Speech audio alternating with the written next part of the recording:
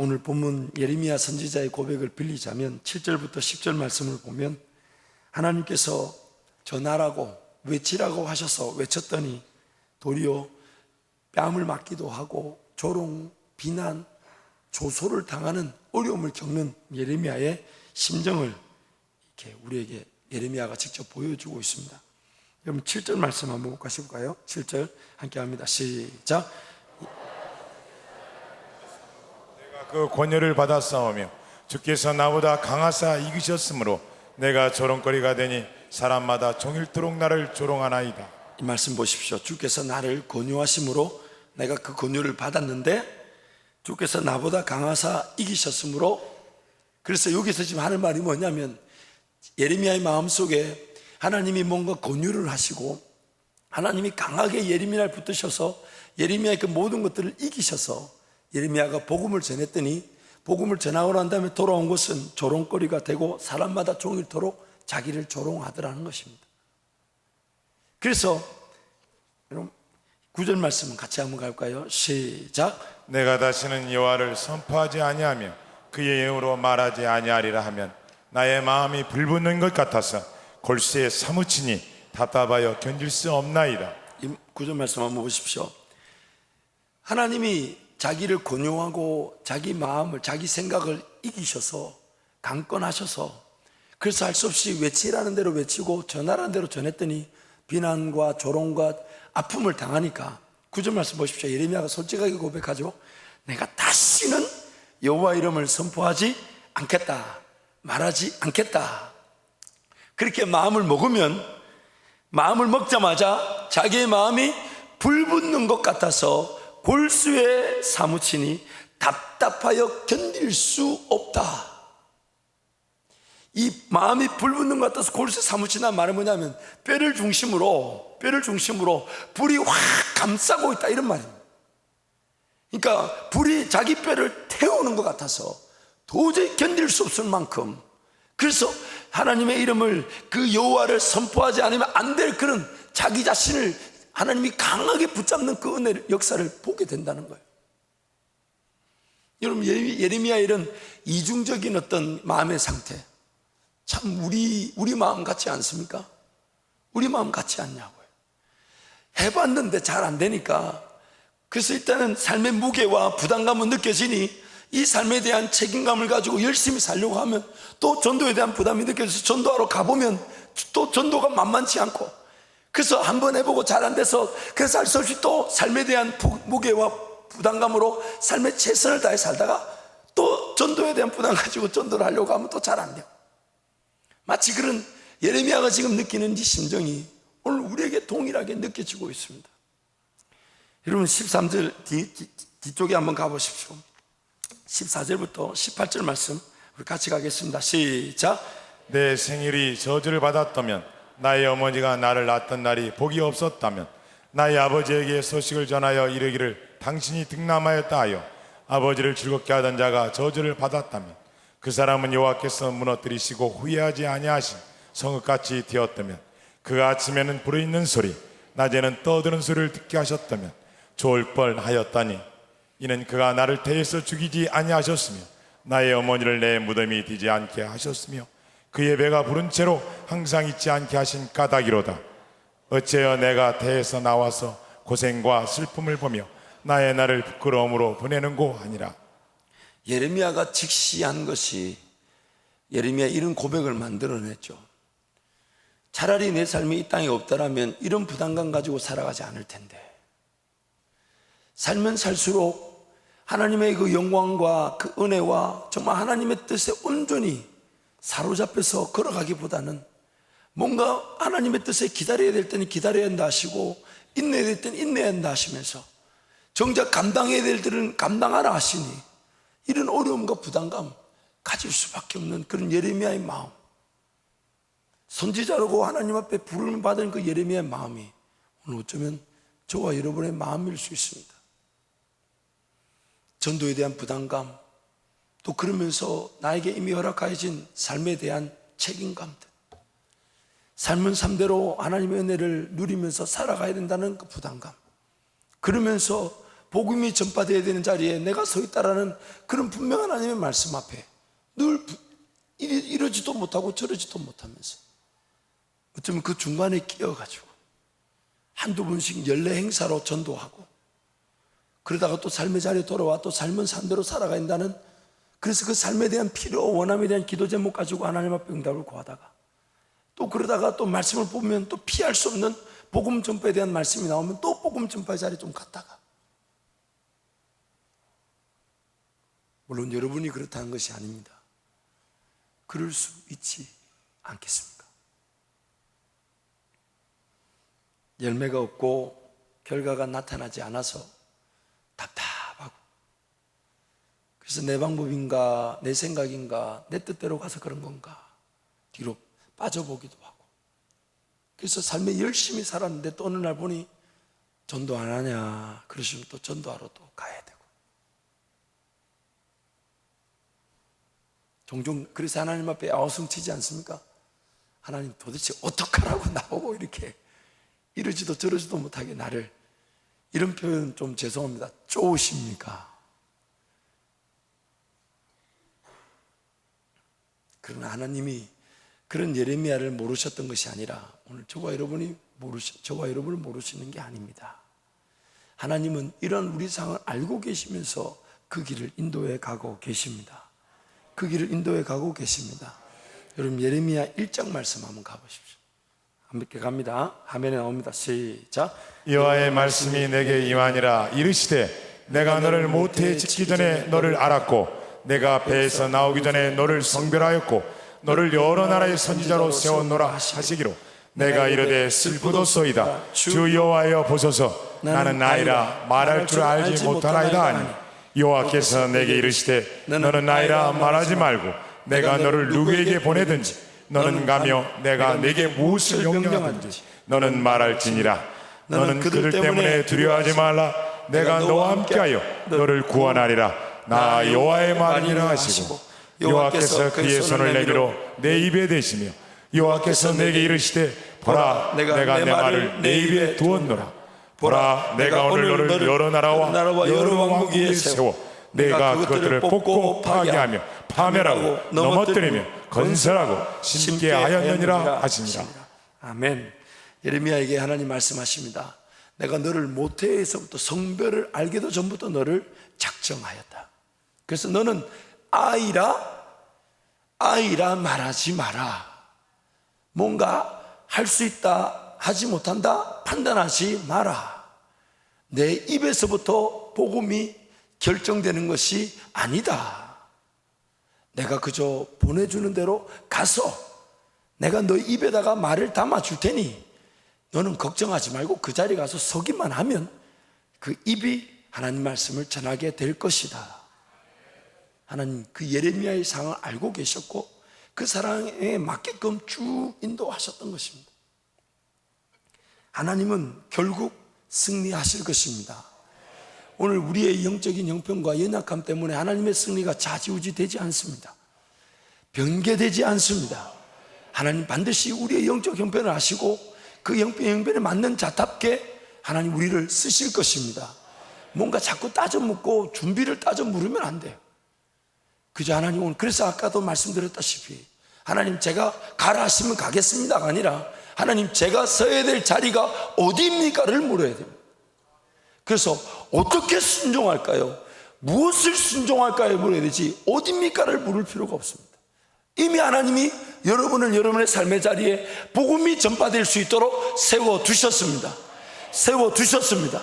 하나님이 이미 여러분을 이 땅에 복음을 전하는 자로 세워두셨습니다. 그래서 이 땅에는요 두 부류의 사람밖에 없습니다. 예수를 믿든 안 믿든 두 부류의 사람밖에 없어요.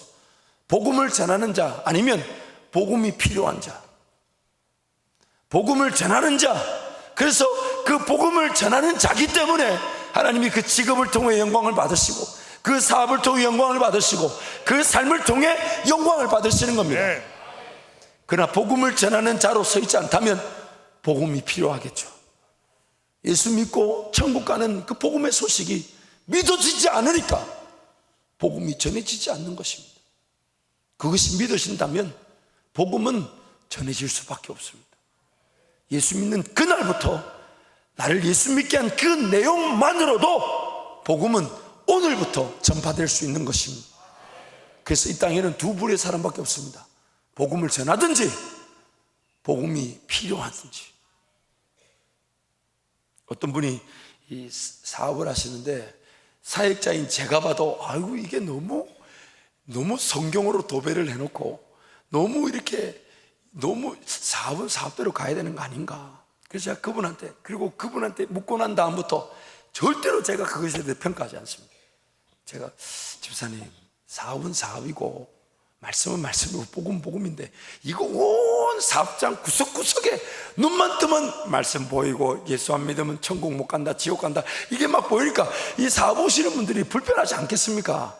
제 생각에 좀 효율적으로 효과적으로 이렇게 하면 어떨까요? 이렇게 했더니 그분이 저에게 이렇게 얘기했어요. 복음 전하다 망하면 그 다음 길 주님 인도하십니다. 별로 아멘을 안 하시네. 그 말에 사역자인 제가 입을 닫았어요. 더 이상 할 말이 없었습니다. 더 이상 할 말이 없었습니다.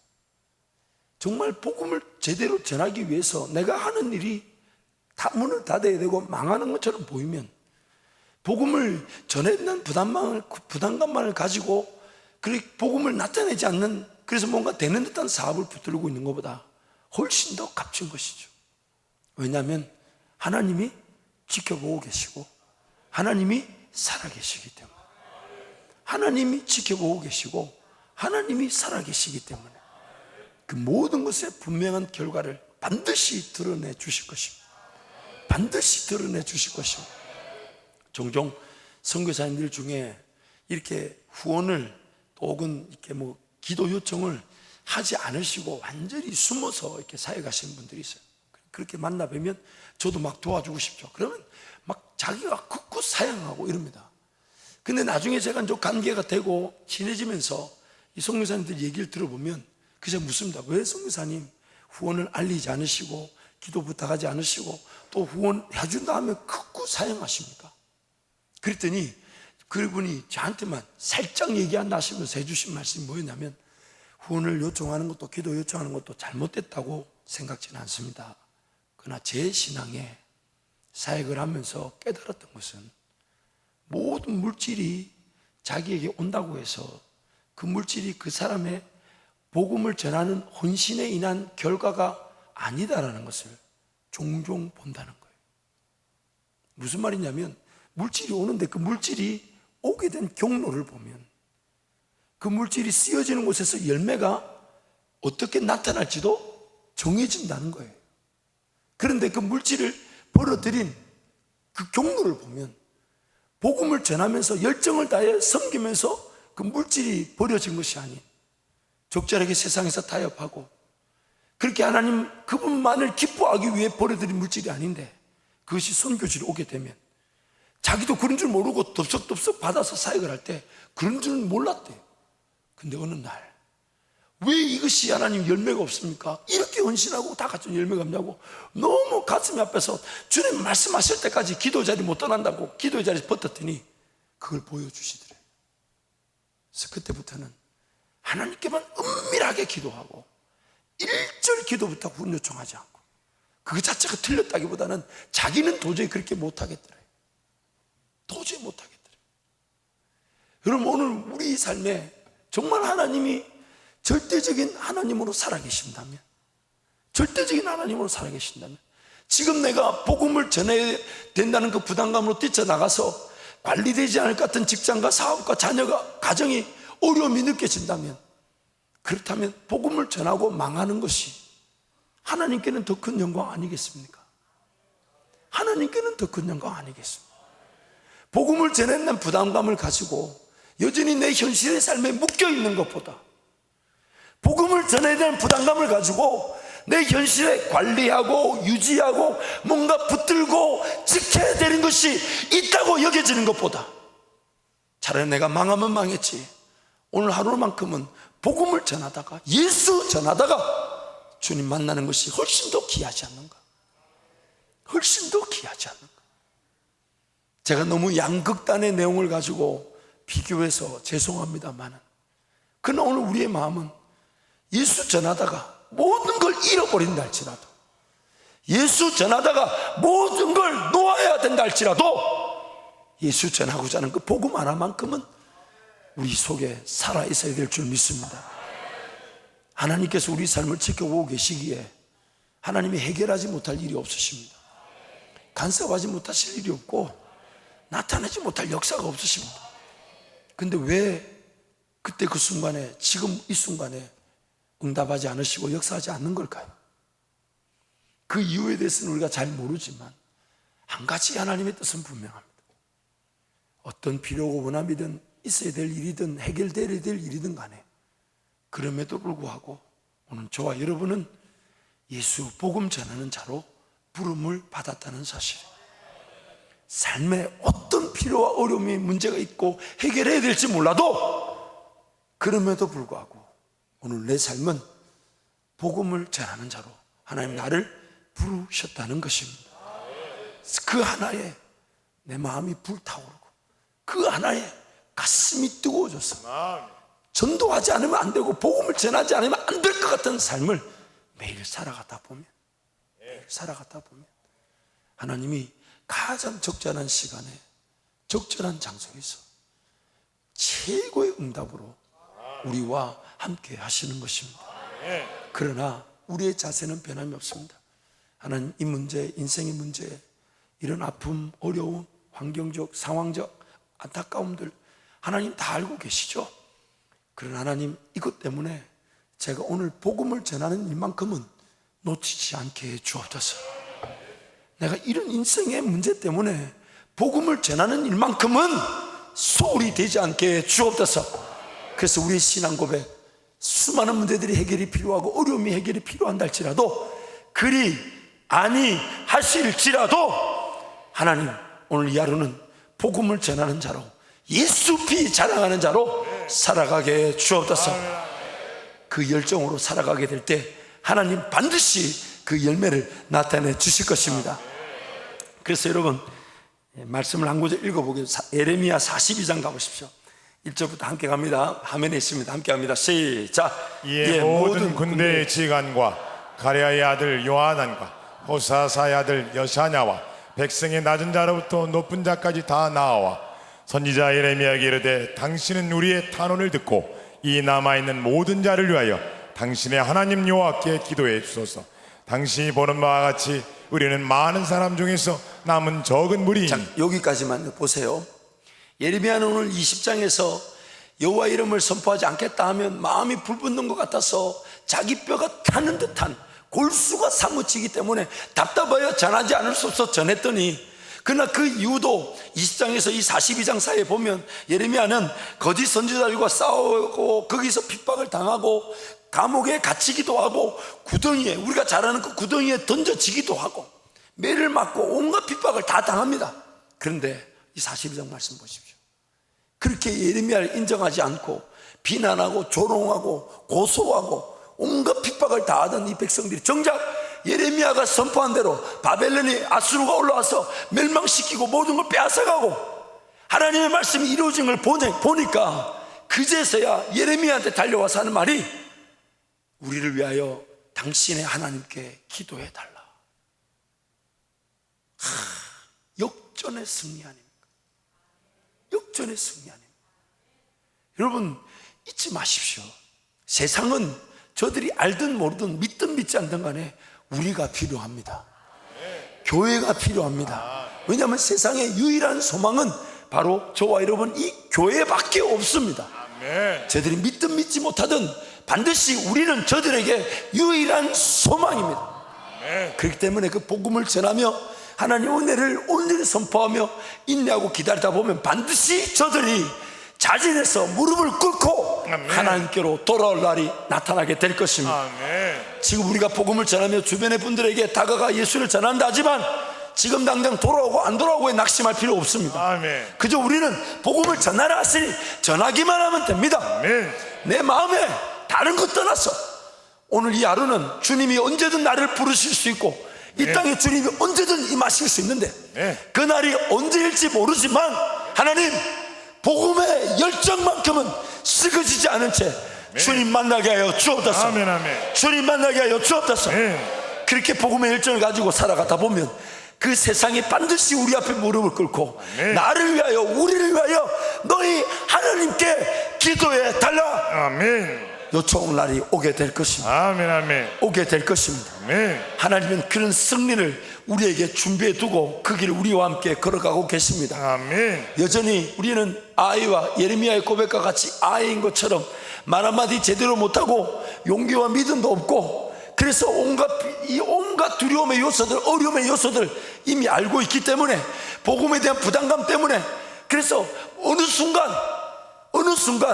뒤로 주저하고 빠져있는 우리 모습들을 보게 되죠. 그러나 하나님은 그런 우리의 연약함과 부족함에도 불구하고 복음이 전해질 것을 포기하지 않으십니다. 아멘. 포기하지 않으십니다. 아멘, 아멘. 자꾸 우리를 권유하시고 강권하셔서 우리를 사로잡으시고 우리 모든 포기하고자 하는 마음, 전도에 대한 부담감들을 이기게 하셔서 아멘. 반드시 전하게 하십니다. 아멘. 반드시 전하게 하십니다. 아멘. 그리고 그들이 듣든지 아니 듣든지 때를 얻든지 못 얻든지 아멘. 복음이 전파되게 하셨다가 아멘. 기어이 그들 앞에서 우리 하나님이 우리 모든 일에 주관자 되심을 하나님께서 반드시 보여주실 것입니다. 아멘, 아멘. 승리케 하실 것입니다. 아멘. 그들이 우리 하나님께 기도해달라 요청하게 하나님 만들고 계십니다. 아멘. 그러므로 그 복음의 열정이 오늘 우리 이 밤에 다시금 불붙고 살아나길 바랍니다. 아멘. 불붙고 살아나길 바랍니다. 아멘. 때를 얻든지 못 얻든지, 기회가 되든지 안 되든지. 그래서 저는 종종 이제 교회 살림을 챙기고 여러 번 만나다 보니까 가끔씩 제 환경이 예수 믿는 사람들만 자꾸 이렇게 만나게 되는 것 같아요. 그래서 이제는 노골적으로 혼자서 밖에 길거리 나가기도 하고, 혹은 청년들하고 만나는데 누가 안 믿는 친구를 데려오면 그 하던 건 내팽개쳐 두고 그 친구 붙들고 지금 예수 믿어야 한다, 예수 믿지 않으면 안 된다. 얼마나 감사한지 몰라요. 이런 사람, 예수 안 믿는 사람 만나기가 참 쉽지가 않아요. 이게 어떻게 된 건지, 이게 지금 제 삶에도 지금 분명한 이 경각심이 필요한 거죠. 여러분, 오늘 우리는 복음을 전하기 위해 이 땅에 남겨져 있습니다. 아멘. 삶의 필요, 원함, 여러분 그런 모든 것들 해결되지 않아도 오늘 하나님이 이 땅에 우리를 남겨놓으신 뜻은 예수 그리스도, 그 아멘. 복음을 전하게 하시기, 아멘. 그 복음을 전하게 하시기. 아멘. 그래서 그 거룩한 열정이 날마다, 하나님 다른 건 떠나서 오늘 이 하루 제 피로 채워지지 않아도 좋습니다. 제 원함이나 해결될 문제 해결되지 않아도 좋습니다. 지금 환경과 상황이 여전히 바뀌지 않아도 좋고, 언젠간 하나님 은혜로 바뀌어질 모든 것들을 가지고 제가 안 바뀐다, 어렵다라고 실험하지 않게 하시고, 네. 오늘 이 하루 그럼에도 불구하고 복음이 전파되는 것만큼은 네. 놓치지 않게 주옵소서. 아멘. 아멘. 복음이 전파되는 것만큼은, 예수 그리스도 그분 자랑하는 것만큼은, 네. 그 은혜만큼은 놓치지 않게 주옵소서. 아멘. 그래서 날마다 그 열정으로 살아가다가 우리 모두 불타는 마음으로 살아가다가 주님 만나는 그날 그 열정 고스란히 가지고 주님께로 돌아가게 될 줄 믿습니다. 아멘.